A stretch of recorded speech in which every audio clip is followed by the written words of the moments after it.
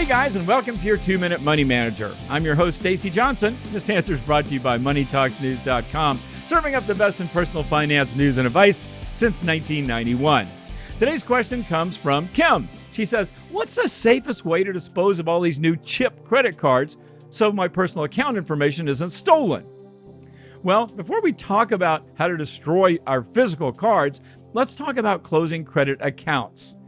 If the card isn't charging an annual fee, don't worry about closing the account. Leaving it open typically won't hurt anything, and closing it could negatively impact your credit score.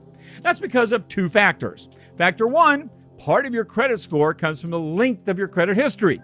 If you cancel an account you've had for a long time, you could be reducing the length of your credit history. For example, I've had one credit card for 25 years. That's a long credit history, and it improves my credit score.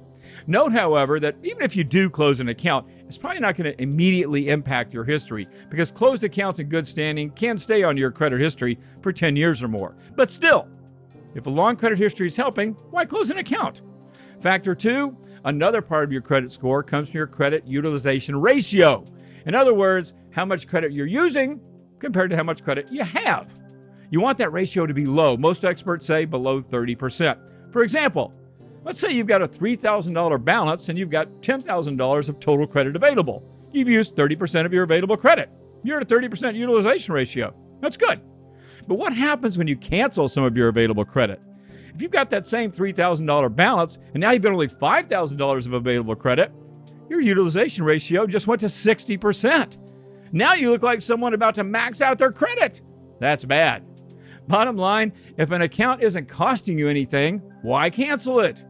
Unless you're afraid of temptation, just leave it alone and forget about it. Now, if you do want to cancel the account, say because it is costing you money, then go ahead and call the number on the back of your credit card and ask them how to cancel it. Follow their instructions. Now, if they say you can cancel it over the phone, that's fine, but take note of who you talk to, when you talk to them, what they said, just in case something goes awry.